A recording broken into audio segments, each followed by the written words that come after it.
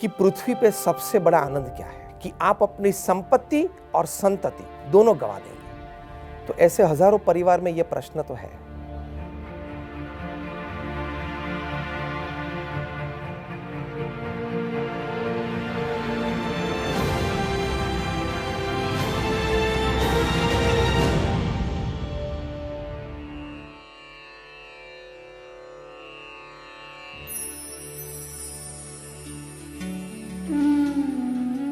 नमस्कार, जय स्वामीनारायण। इस कार्यक्रम में पूज्य संतों के मुख से प्रमुख स्वामी महाराज के विरल संदेश को हम पा रहे हैं और इस प्रकार हमारे जीवन और मन में आ रही हर दुविधा का समाधान पाने का प्रयास कर रहे हैं। इसी श्रृंखला में हमारे बीच है BAPS संस्था के प्रखर वक्ता और विद्वान संत पूज्य ज्ञान वत्सल स्वामी जी। मैं स्वामी जी का तहे दिल से स्वागत करता हूँ। जय स्वामीनारायण स्वामी जी। स्वामी जी, एक व्यक्ति का प्रश्न है। वे अपनी समस्या को इस प्रकार से पेश करते हैं। वे लिखते हैं कि मैं एक बिजनेसमैन हूँ और मुझे एक 12 साल का बेटा है। वो मुझसे ज़्यादा अपनी माँ का कहा करता है और तो और मुझसे वो ठीक तरह से बात भी नहीं करता। मेरा बेटा होकर मेरे साथ ही ऐसा बर्ताव जब वो करता है तब बहुत दुख होता है।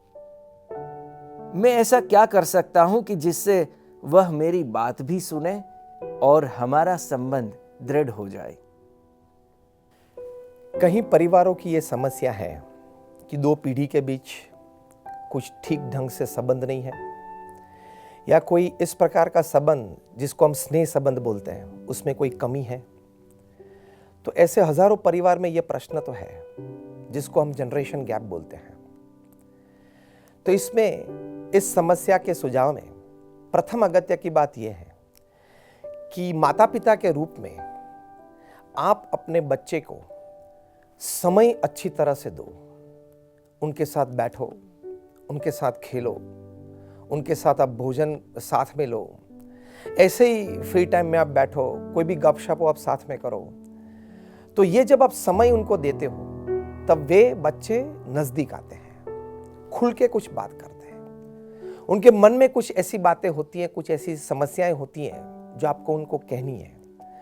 लेकिन जब समय और समय के साथ एक स्नेह संबंध ये जब नहीं गहरा होता है तब ये बात खुल के कह नहीं सकते हैं। तो समय देना बहुत जरूरी है। हार्वर्ड यूनिवर्सिटी का एक सर्वे था कि पृथ्वी पे सबसे बड़ा आनंद क्या है। आपको जान के ताज्जुब होगा कि 1 लाख परिवार में यह सर्वे हुआ था।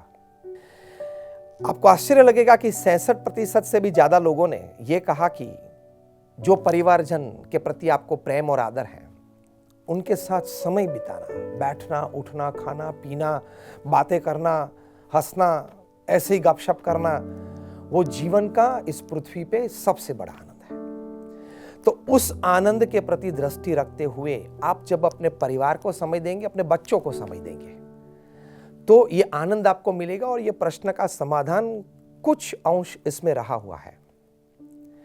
और एक बात यह है कि अभी ये बच्चे तो नादान है, 12 साल की उसकी उम्र है। जो भी कुछ वो बोलता है, व्यक्त होता है, वो एक इमोशनल जर्क से आता है। वो कुछ गहराई से, समझदारी से नहीं आता है। तो एक इमोशनल जर्क से आता है तो वो त्वरित निर्णय होता है। तो उसकी क्या इच्छाएं हैं, अपेक्षाएं हैं, उसकी माता के पास जाता है। वो आपने लिखा को माता के पास क्यों जाता है? कुछ ऐसी 2, 3, 4, 5 बात ऐसी हैं उसकी माता में उसको दिखाई पड़ती है तो वहां जाता है, बैठता है, बातें करता है। वही बात की कमी आपके पास है, आपके व्यवहार में, आपके वर्तन में, इसलिए आपके पास नहीं आता है। तो वो भी थोड़ी अंतर्दृष्टि करनी है। एक और बात यह है कि बचपन से बच्चों को संस्कार भी प्रदान करने चाहिए। समय के साथ संस्कार प्रदान करना बहुत जरूरी है।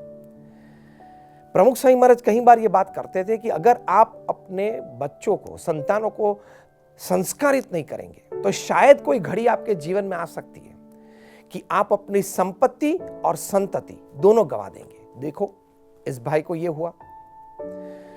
तो संस्कार देना जरूरी है। क्या आपने जब अपने बच्चे छोटे थे, मैं आपको यह प्रश्न पूछना चाहता हूं कि आपने समय देके उसको श्रवण, प्रहलाद, नचिकेता, ध्रुव, ये महान पात्र उसके हृदय में अगर जो स्थिर हो जाएंगे तो वही बातें, वही सद्गुण समयांतर जब भी जरूरत हो परिवार में बाहर भी वो व्यक्त होगी, वो एक अच्छा मनुष्य बनेगा। तो ये भी जरूरी है। थोड़ी इंस्पिरेशनल स्टोरीज भी आप कहते रहना कि जिस स्टोरीज से उसको नम्रता सीखने को मिले, व्यवहार थोड़ा सीखने को मिले, सुहृदभाव सीखना मिले, इस प्रकार की अच्छी बातें आपको करनी चाहिए। वहां अमेरिका में हमने एक शिविर की थी, वहां बच्चों को पूछा था कि जो बातें आपको अपने परिवारजनों, जो बुजुर्ग हैं, माता पिता हैं, उनके बारे में अच्छी नहीं लगती और जो बातें अच्छी लगती है वो आप लिखें, ताकि हम शाम को शिविर के अंत में बड़ों को भी ये बात कर सके।